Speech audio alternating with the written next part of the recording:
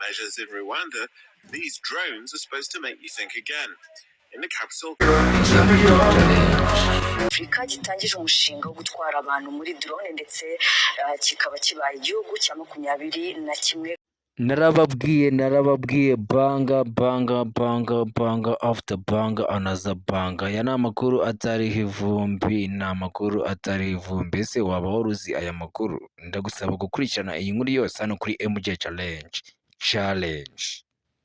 Ku isi kompanyi ya Ihang yakoze iyi drone ivuga ko kuba barahisemo igihugu nk'u Rwanda kuri uyu mugabane bashingiye ku mubano ibihugu byombi bisanzwe bifitanye. Iyi ni MJ Challenge. Aya ni amakuru mashya atariho ivumbi. Iyi nkuru iri kubica bigacika ndetse yabaye kimomo mu kuvuga ngo hano muri Kigali ibi biri gukora. Iyi ni true story, ndaje mbereke. to make you think again. In the capital, Kigali, they're being used to catch those who break the rules. One is monitoring people. Ni ukuvuga ngo muri Kigali hatangiye gutwara abantu mu kirere bakoresheje iriya drone.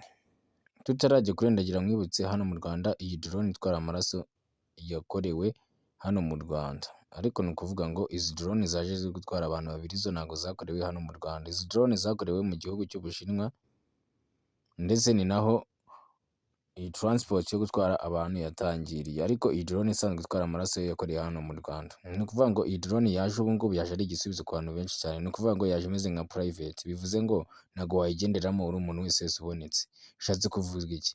Niba iyi drone igenderamo abantu babiri bonyine, wakwibaza ngo iyi drone kugira ngo igende igendeshwa n'iki? Ese ni limuzini? Ese ni umuriro usanzwe? Ibyo ngibyo biratuma utekereza ko no kugendera muri ino drone bisaba igiciro kiri hejuru cyane, kubera ko iyi drone itwara abantu babiri bonyine gusa. Wakwibaza ngo ese ni buri umwe wese wagendera muri drone cyangwa ni abantu bagiye batandukanye? Ni ukuvuga ngo buri umwe wese ashobora kugendera muri iyi drone bitewe n'amafaranga afite, ariko ni ukuvuga ngo igiciro cy'iyi drone kiri hejuru cyane kurusha uko wagenda mu modoka, kuko ahantu ushobora kugendera amasaha wenda 5 ku modoka, iyi drone iri kuhagenda iminota 20 yonyine gusa. Urumva ni ibintu biri kwihutisha igihe cyane, ariko nawe bikagutwara amafaranga menshi cyane. Ni ukuvuga ngo iyi drone imaze iminsi isanga 4 zije hano mu Rwanda zitangiye gukoreshwa. Natangiye nkubwira uti iyi ni kampani kampanyi niyo ikora izi drone, ndetse iyi kampani igiye gukora icyo bita Rwanda Air Transport Bus cyangwa se bisi mu Kinyarwanda.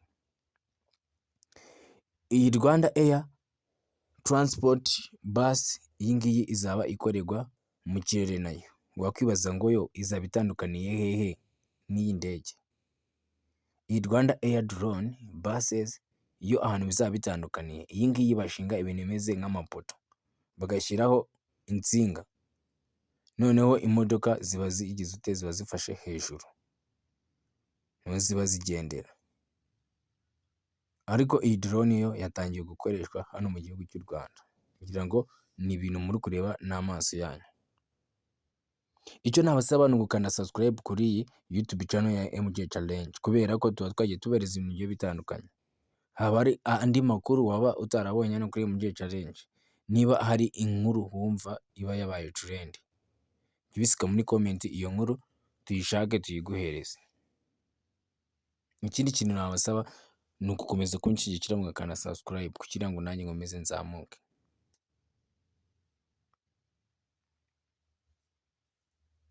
Ushobora kuba utakumviswe n'ijwi ryanjye, ariko ibintu mba naguhaye bikagukumvika, nabwo ushobora gukanda subscribe. Wowe ubashije kureba iyi video ugakanda subscribe, nagushimiye.